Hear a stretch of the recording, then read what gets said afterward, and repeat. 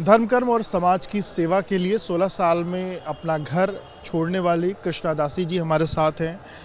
कृष्णा जी, जिस तरीके से आपके बारे में लोग कह रहे हैं कि 16 साल में आपने बताया कि आपने घर छोड़ा। 16 साल वो एक तरीके से बाल्यावस्था ही कही जाएगी, अभी आप उस तरफ बढ़ रहे हैं। और ऐसा क्या हुआ अचानक कि आपने अपना घर छोड़ दिया? मन में ऐसा क्या था? मन में ऐसे संत सेवा, अनाथ सेवा, महिला सेवा राज से चल दिए। घर वाले नहीं करने देते रहे, छोड़ के चल दी।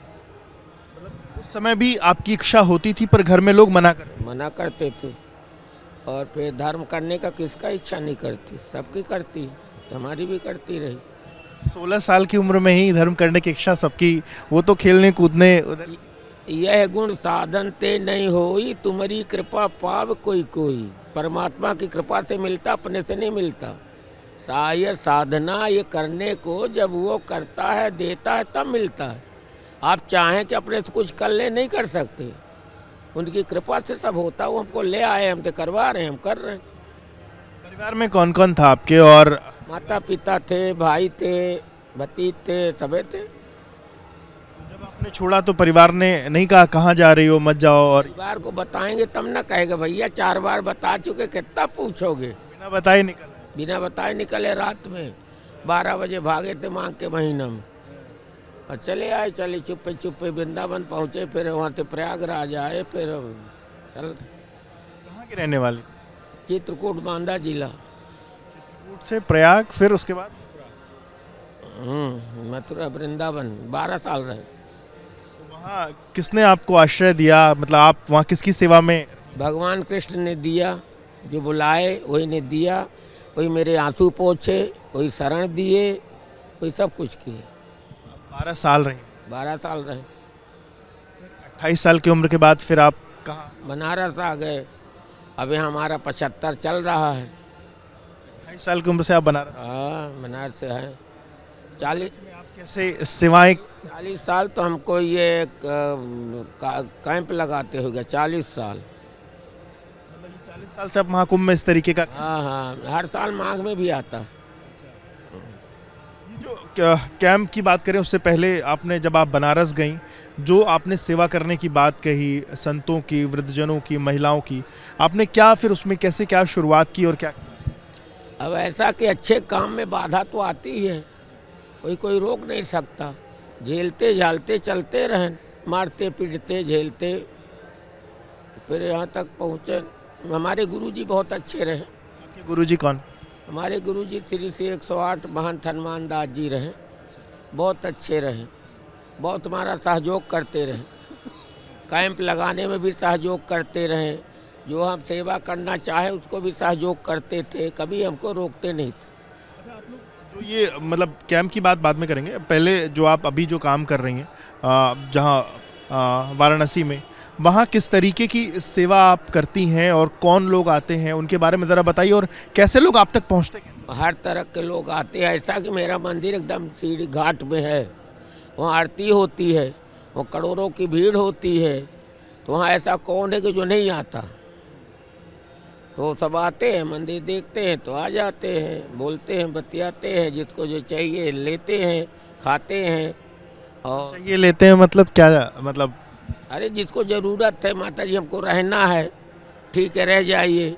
अच्छे लोग हैं तो पैसा दे के जाते हैं, उनके पास नहीं है तो रह के चले जाते हैं। किसी के ऊपर कोई दबाव? कोई दबाव नहीं। मंदिर है, तुमकी इच्छा तो दो, नहीं इच्छा मत दो। और ये कैंप आपने कहा 40 साल से लग रहा है, यहाँ किन लोगों को आश्रय दिया जाता है? इन लोगों को आश्रय दिया जाता है, ये तो सब ठेकेदार का जितना लगा ठेकेदार का है, मेरे घर का तो है नहीं। तो जो यहाँ रहते हैं वो पैसा देते हैं, ठेकेदार को देते हैं। और जो साधु संत है जिसको कुछ नहीं, उसको लिए एक कैंप लगवा रखे हैं फ्री वालों के।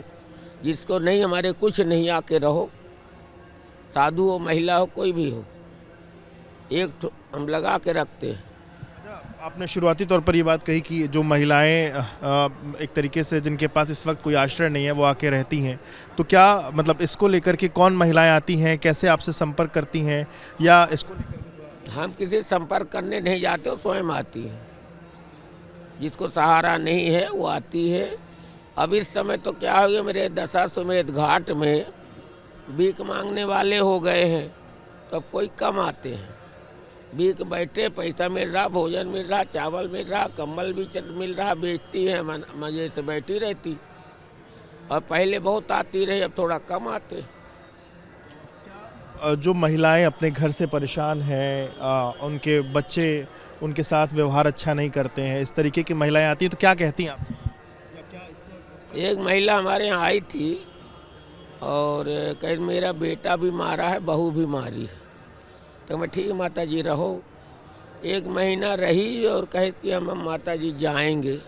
तो मैं कहाँ जाओगी, बेटा मार बहू मार क्यों जाओगी? अरे कहीं ना अपने हैं तो मारी न होते तो कौन मारत। तो महिला करने का अधिकार है। हाँ, हमारे हैं तो मारे नहीं, न होते तो कौन मारता, हम जा रहे हैं, माता जी जाइए। लोग ऐसे ऐसे भी आते हैं। तब उनको देखिए, पुत्र कुपुत्र हो जाता, माता कुमाता नहीं होती, तो माँ रही तो गई फिर से। तो लोग आते जाते रहते, कोई ऐसी बड़ी बात नहीं। उन तरीके की महिलाएं भी आती हैं जिनके पति नहीं हैं और उनके परिवार के लोग ने उनको निकाल दिया, इस तरीके के भी कुछ। एक बार बता दो कि पति वाले तो दूसरा कर लेती, तो पति तो है, तो शादी कर लेती, दूसरा पति ले लेती थी, बड़ा तो तीसरा कर लेती है। तब ऐसा है कौन बिन पति वाला? एक आध दूसरा जो धर्म को मानती होंगी वो होंगी। आपके हिसाब से क्या दूसरी शादी या जिसका पति मर जाए उसको क्या शादी नहीं करनी चाहिए? नहीं करना चाहिए। हम अपने धर्म को देखें, सनातन धर्म को देखें तो नहीं करना चाहिए। अरे भाई, एक मरा तो दूसरा भी तो मर सकता है। हमारे भाग में जो लिखा है वो टल नहीं सकता। तो हम एक को किया, हमको सुख नहीं मिला, दूसरे से कैसे मिल सकता? पर अपना विचार, अपना निर्णय अपना अपना, जिसको जो अच्छा लगता वो करता है, तो उसको हम रोक नहीं सकते, ना आप रोक सकते, कोई नहीं रोक सकता। कृष्णा दासी जी को सुन रहे थे, जो 16 साल की उम्र में इन्होंने घर छोड़ दिया। आज 75 वर्ष की आयु है, तब से लगातार धर्म कर्म के कामों में लगी हुई हैं। वाराणसी में इनका एक ऐसा आश्रम है जहां लोग आते हैं, रहते हैं। अभी प्रयाग में इनका जो कैंप है वो 40 सालों से लग रहा है और अलग अलग लोग हैं वो यहाँ पर आकर आश्रय ले रहे हैं। कैमरामैन प्रेम सिंह के साथ Vivek Rai, BP news, Prayagraj. For exclusive and insightful videos, subscribe to our new channel, ABP Live Premium.